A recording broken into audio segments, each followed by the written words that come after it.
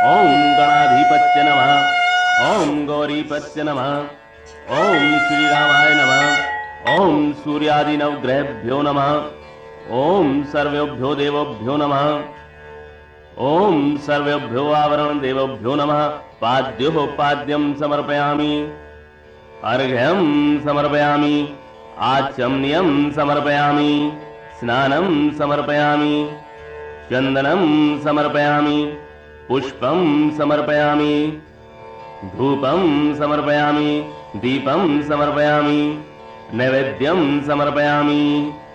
शुद्धाचमनीयं समर्पयामि।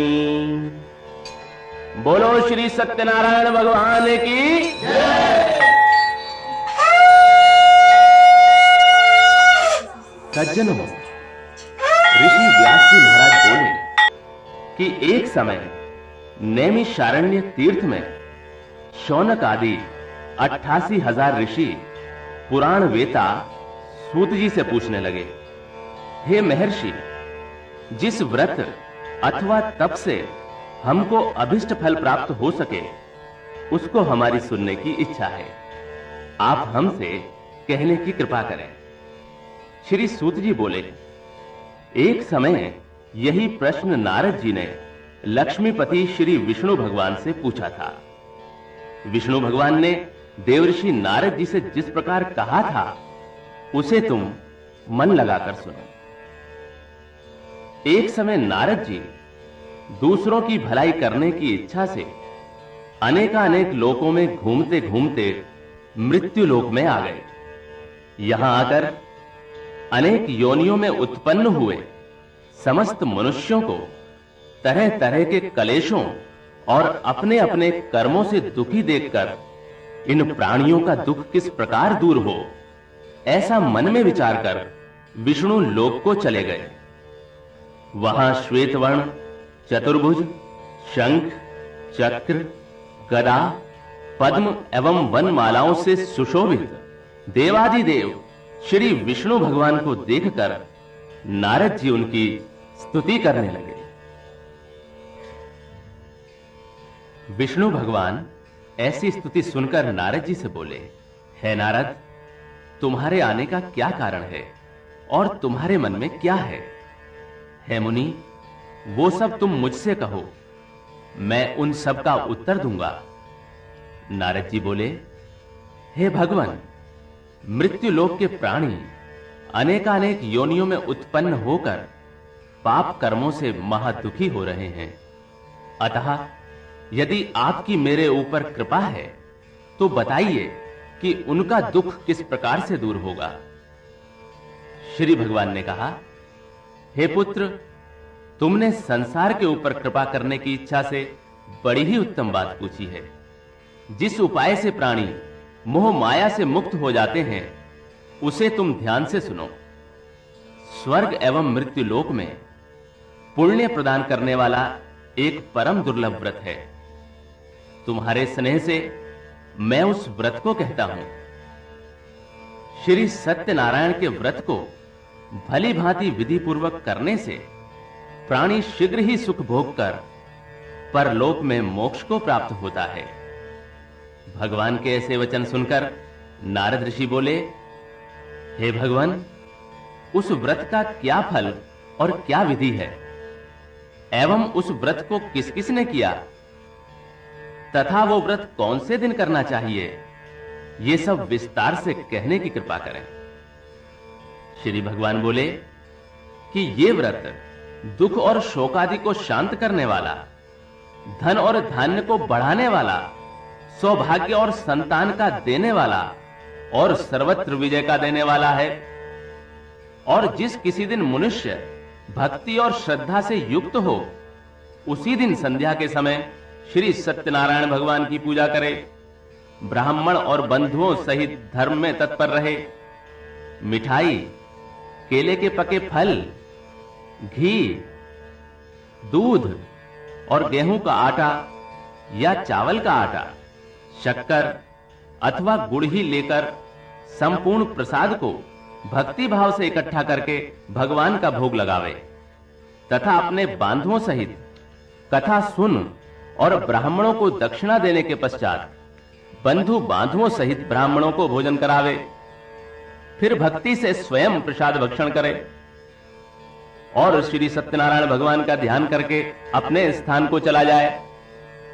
इस व्रत का आचरण करने से निश्चय ही मनुष्य की समस्त इच्छाएं पूर्ण हो जाती हैं। विशेष करके कलयुग में पृथ्वी पर यही एक छोटा उपाय है। इति श्री स्कंद पुराणे रेवा खंडे सत्यनारायण व्रत कथायाम प्रथमो अध्याय संपूर्णम।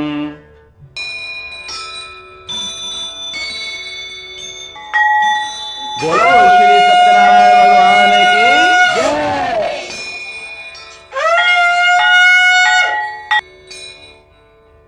सूत जी बोले, हे ब्राह्मणों, इसके बाद जिसने इस व्रत को किया उस कथा को कहता हूं। काशीपुरी नामक सुंदर नगरी में एक अत्यंत निर्धन शतानंद नामक ब्राह्मण रहता था। वो ब्राह्मण भूख और प्यास से दुखी हो नित्य ही पृथ्वी के ऊपर विचरता था।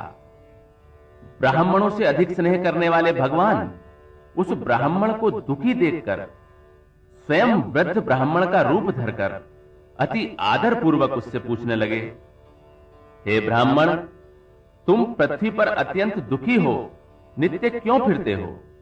हे विप्रवर, वो समस्त कारण मेरी सुनने की इच्छा है। ब्राह्मण बोला, मैं अत्यंत निर्धन ब्राह्मण हूं, भिक्षा के लिए इस धरती पर घूम रहा हूं। हे प्रभु, यदि मेरी इस निर्धनता को दूर करने का कोई उपाय आप जानते हो तो कृपा कर मुझसे कहो। वृद्ध वेशधारी ब्राह्मण बोला कि भगवान श्री सत्यनारायण इच्छित मनोरथों के सिद्ध करने वाले हैं। हे ब्राह्मण, तुम उन्हीं का पूजन और व्रत करो। जिस उत्तम व्रत के करने से मनुष्य समस्त दुखों से मुक्त हो जाते हैं, उस संपूर्ण व्रत की विधि विधान पूर्वक बतलाकर वेशधारी ब्राह्मण श्री सत्यनारायण भगवान वहीं अंतर ध्यान हो गए। वृद्ध ब्राह्मण ने जो मुझसे कहा है उस व्रत को मैं करूंगा, ऐसा विचार करते हुए उस ब्राह्मण को सारी रात नींद नहीं आई और प्रातःकाल उठकर वो ब्राह्मण सत्यनारायण का व्रत करूंगा ऐसा संकल्प करके भिक्षा मांगने के लिए चल दिया। उस दिन शतानंद को बहुत से धन की प्राप्ति हो गई और उसने उस धन से बंधु बांधुओं सहित श्री सत्यनारायण का व्रत किया। इस व्रत के प्रभाव से वो समस्त दुखों से मुक्त होकर संपूर्ण संपत्तियों से संपन्न हो गया। उसी समय से वो हर महीने व्रत करने लगा। इस प्रकार श्री सत्यनारायण के इस उत्तम व्रत को करके वो ब्राह्मणों में सर्वश्रेष्ठ विप्र शतानंद समस्त पापों से मुक्त होकर मोक्ष को प्राप्त हुआ। श्री सत्यनारायण के इस व्रत को पृथ्वी पर जब भी कोई करता है, उसी समय उस मनुष्य के अनेक दुख नाश हो जाते हैं।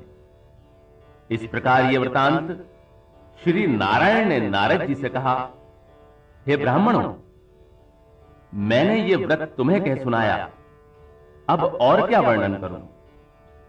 ये सुनकर ऋषि बोले, उस विप्र से सुनकर है मुनि, इस व्रत को पृथ्वी पर किसने किया वो सब हमारी सुनने की इच्छा है। श्री सूत जी ने कहा, फिर जिसने इस व्रत को भूमि पर किया था, सब लोग उसकी कथा सुनो। एक दिन वही शतानंद ब्राह्मण अपनी शक्ति के अनुसार अपने बंधु बांधुओं सहित व्रत करने को तैयार हुआ। इतने ही में एक लकड़हारा लकड़ी लेकर वहां उपस्थित हुआ। लकड़ियों को बाहर रखकर लकड़हारा विप्र के घर में गया। भूख से पीड़ित होने पर भी उसने विप्र शतानंद को वहीं व्रत करते देखा। विप्र को प्रणाम करने के पश्चात वो वहीं बैठकर भगवान का भजन और कीर्तन सुनने लगा। कीर्तन के पश्चात लकड़हारा शतानंद से बोला, हे विप्र, आप ये क्या कर रहे हैं और इसके करने से किस फल की प्राप्ति होती है? श्रीमन, वो सब विस्तार से मुझसे कहो। विप्र शतानंद बोला कि ये श्री सत्यनारायण भगवान का व्रत समस्त इच्छित कामनाओं का देने वाला है। इसी के प्रभाव से मेरे यहां सब धन धान्य की वृद्धि हुई है। शतानंद से इस व्रत को सुनकर वो लकड़हारा बहुत प्रसन्न हुआ और भगवान के प्रसाद का भक्षण कर नगर को चला गया। तब लकड़हारा मन में ऐसा विचार करने लगा कि आज गांव में लकड़ियों को बेचने से जो धन प्राप्त होगा उसी से श्री सत्यनारायण भगवान का उत्तम व्रत करूंगा। ऐसा विचार करके और लकड़ियों को सिर पर रखकर वो एक ऐसे सुंदर नगर में गया जहां अत्यंत धनी लोग रहते थे। उस दिन उसे लकड़ियों का दुगना मूल्य प्राप्त हुआ। तब लकड़हारा प्रसन्न होकर केले की पकी फलियां, शक्कर, घी, दूध और गेहूं का आटा सबको सवाया इकट्ठा करके अपने घर को गया। फिर बंधुओं के साथ विधि पूर्वक उसने व्रत को किया। इस व्रत के प्रभाव से वो लकड़हारा धन और पुत्र से संपन्न होकर इस लोक में सुख भोग कर अंत में वैकुंठ को प्राप्त हुआ। इति श्री स्कंद पुराणे रेवाखंडे सत्यनारायण व्रत कथायाम द्वितीयो अध्याय संपूर्णम। बोलो श्री सत्यनारायण भगवान की जय।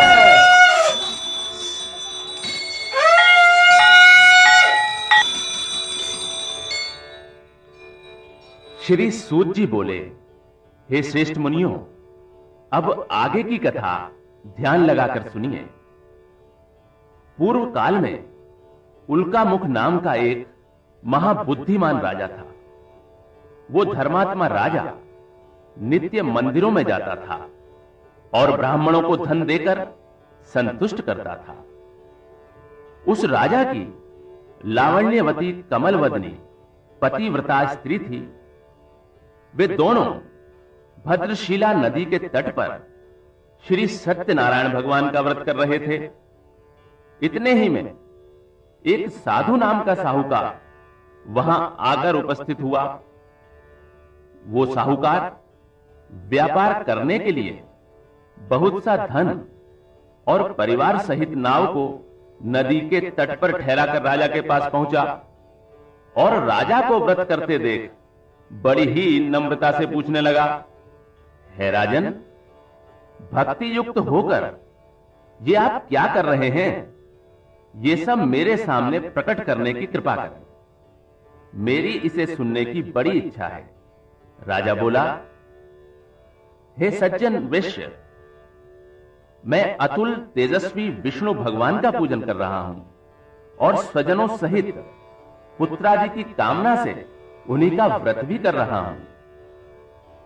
राजा के वचन को सुन वैश्य ने आदर सहित कहा, हे राजन, इस व्रत का समस्त वृतांत मुझसे कहो।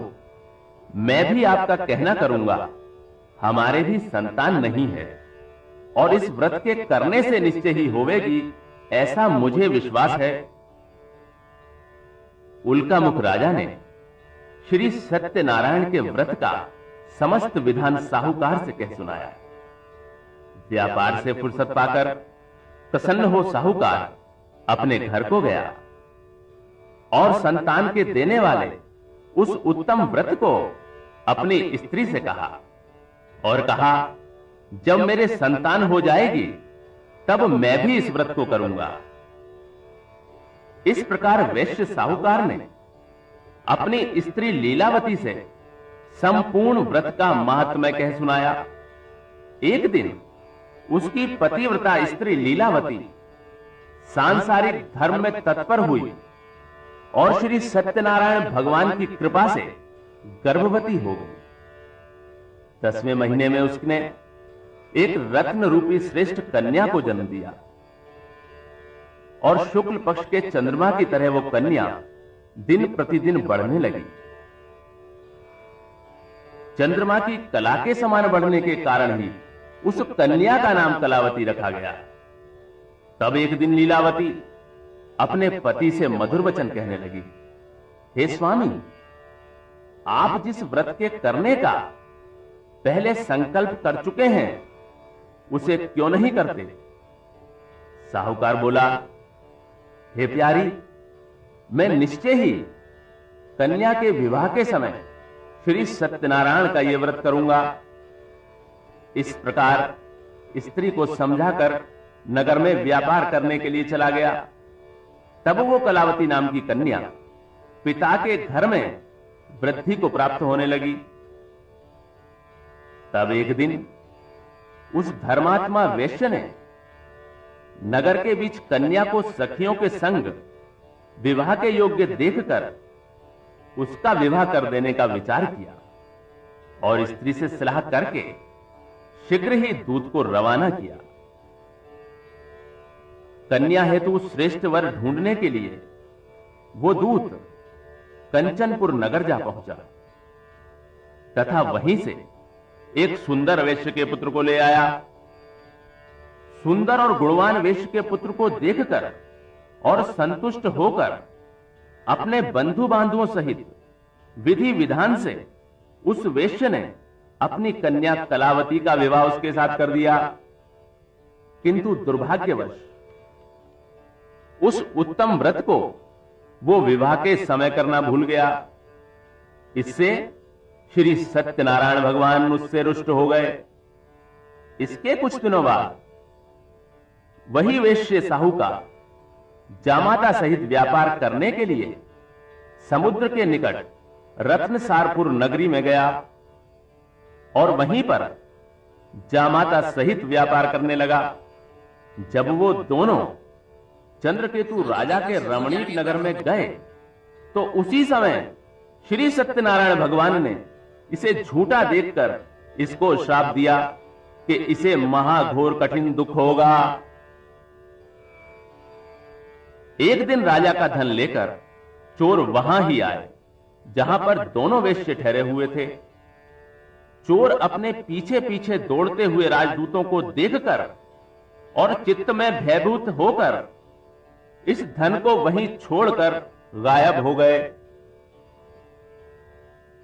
तब वे दूत वहां उन सज्जन वेश्यों के निकट आए और राजा के चुराए हुए धन को देखकर वेश्य पुत्रों को बांध ले गए तथा प्रसन्नता से राजा के समीप जाकर कहने लगे, प्रभु, हम दोनों चोरों को पकड़ लाए हैं, देखकर आज्ञा दीजिए। राजा की आज्ञा पाकर दोनों वेश्यों को मजबूत बंधन में बांधकर बिना विचारे हुए डाल दिया गया। श्री सत्यनारायण की माया से किसी ने उनका कहना नहीं सुना और राजा चंद्रकेतु ने उनका समस्त धन हरण कर लिया। उसी शाप से साहूकार की स्त्री लीलावती आधी व्याधि और भूख प्यास से अत्यंत दुखी होकर अन्न की चिंता में व्याकुल हुई घर घर फिरने लगी। कलावती भी नित्य घर में भिक्षा मांगती फिरने लगी। एक दिन वो कन्या क्षुधा से व्याकुल होकर ब्राह्मण के घर पहुंची और वहां श्री सत्यनारायण का व्रत होते देख उसने वहीं बैठकर कथा सुनी तथा श्री सत्यनारायण का प्रसाद भक्षण कर रात्रि में घर गई तो उसकी माता कलावती से प्रेम सहित पूछने लगी कि हे पुत्री, इतनी रात्रि तक तू कहां थी और तेरे मन में क्या है? तब कलावती कन्या तुरंत माता से कहने लगी, हे माता, मैंने ब्राह्मण के घर सब मनोरथ सिद्ध करने वाला एक व्रत देखा है। कन्या के ऐसे वचन सुनकर साहूकार की स्त्री प्रसन्न होकर कन्या कलावती के साथ श्री सत्यनारायण भगवान से प्रार्थना करने लगी। प्रार्थना के बाद लीलावती ने बंधु बांधुओं सहित श्री सत्यनारायण भगवान का व्रत किया और ये वर मांगा कि मेरे पति और जामाता शीघ्र ही घर लौट आवें। इस व्रत के करने से सत्यनारायण भगवान फिर संतुष्ट हो गए और श्री सत्यनारायण भगवान ने चंद्रकेतु राजा को स्वप्न में दर्शन दिए और कहा, हे राजन, बंदी गृह में उपस्थित दोनों वेश्यों को भोर होते ही छोड़ दो। और जो कुछ तुमने उनका धन लिया है वो भी तुरंत इन्हें दे दो, नहीं तो मैं राज्य, धन और पुत्र सहित तेरा नाश कर डालूंगा। इस प्रकार भगवान राजा से कहकर अंतर्ध्यान हो गए। अगले दिन प्रभात होते ही राजा ने स्वजनों सहित सभा के बीच बैठकर लोगों से अपना स्वप्न कहा और आज्ञा दी कि बंधन में पड़े दोनों महाजन पुत्रों को तुरंत छोड़ दिया जाए। राजा के ऐसे वचन सुनकर राजपुरुष दोनों वैश्यों को बंधन से मुक्त कर नम्रता पूर्वक राजा के आगे लाकर कहने लगे, राजन, हम दोनों वैश्य पुत्रों को कठोर बंधन से मुक्त करके ले आए हैं। तब दोनों ने राजा को प्रणाम करके पहला वृतांत स्मरण करने लगे और भय से व्याकुल हो कुछ भी ना बोल सके। तब राजा ही वैश्य पुत्रों से आदर पूर्वक कहने लगा, भाग्य से तुमको महादुख प्राप्त हुआ, अब तुम्हें कुछ भय नहीं है। और उनकी बेड़ियां कटवाकर क्षौर कर्मादिक करवाया। तब राजा ने वस्त्र आभूषण देकर उनको वचनों से अच्छी तरह संतुष्ट किया और जो कुछ उनका धन लिया था उसको दुगना करके उनको दिया और कहा, हे महाजनों, आप अपने अपने घर को जाओ। राजा को प्रणाम करके वे दोनों महावेश्य अपने घर को चल दिए।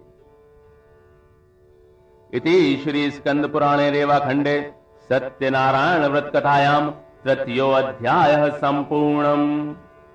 बोलो श्री सत्यनारायण भगवान की जय।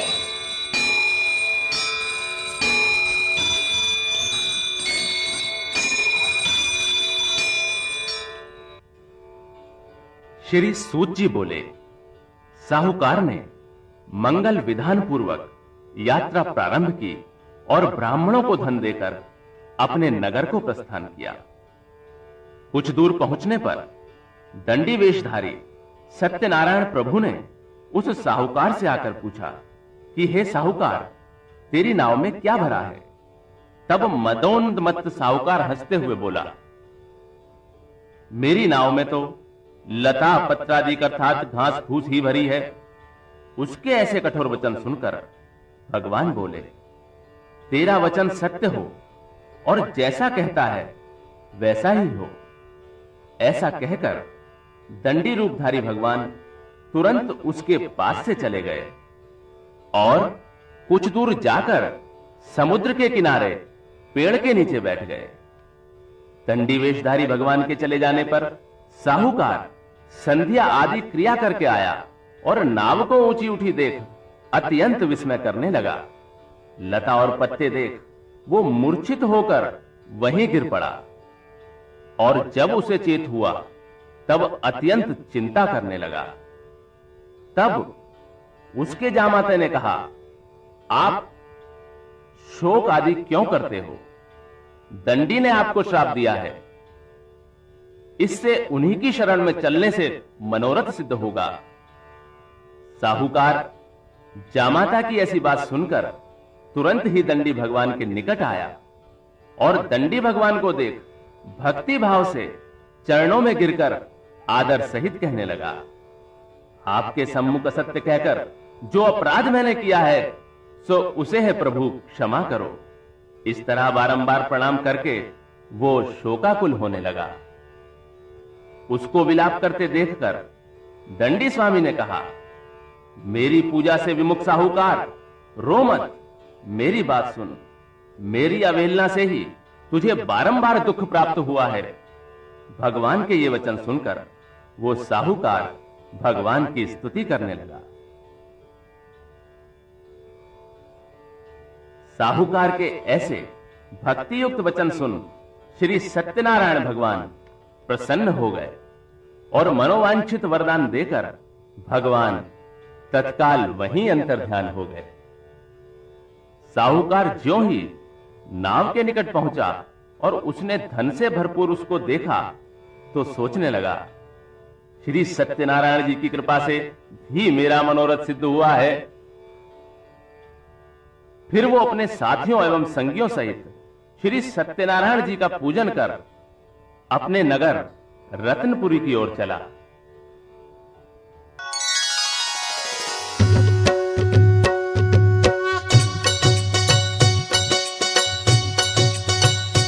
ओम जय जगदीश हरे, स्वामी जय जगदीश हरे। भक्त जनों के संकट, भक्त जनों के संकट क्षण में दूर करे। ओम जय जगदीश हरे।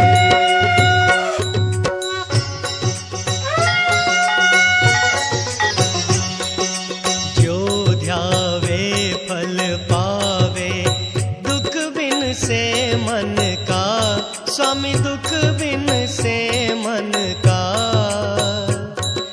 सुख संपत्ति घर आवे, सुख संपत्ति घर आवे। कष्ट मिटे तन का। ओम जय जगदीश हरे।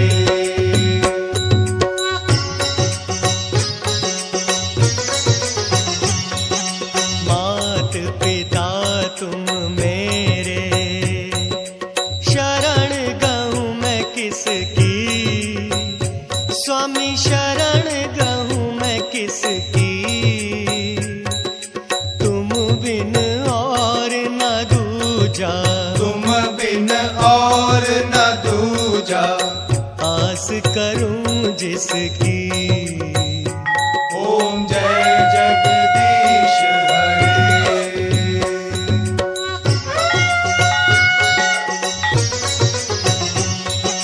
तुम पूर्ण परमात्मा, तुम अंतर्यामी,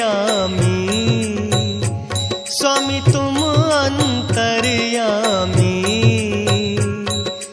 पार ब्रह्म परमेश्वर, पार ब्रह्म परमेश्वर तुम सबके स्वामी। ओम जय जगदीश हरे।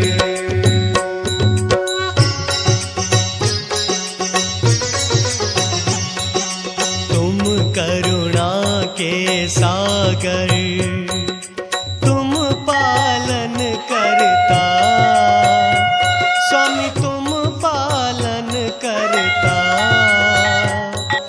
मैं मूरख खल कामी, मैं मूरख खल कामी। कृपा करो भरता। ओम जय जगदीश हरे।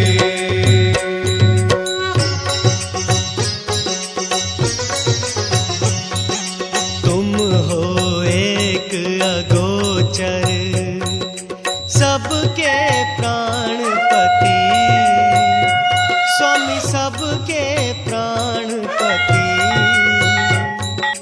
किस विधि मिलूं दया मैं, किस विधि मिलूं दया मैं। तुमको मैं कुमति।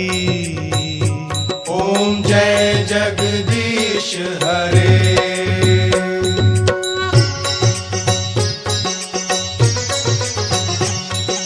दीन बंधु दुख हरता, तुम ठाकुर मेरे, स्वामी तुम ठाकुर मेरे।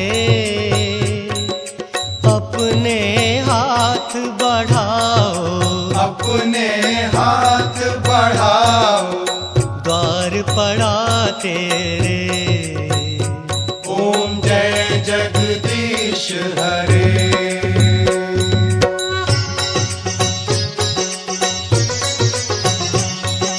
विषय विकार मिटाओ, पाप हरो देवा, स्वामी पाप हरो देवा। श्रद्धा भक्ति बढ़ाओ, श्रद्धा भक्ति बढ़ाओ। संतन की सेवा। ओम जय जगदीश हरे।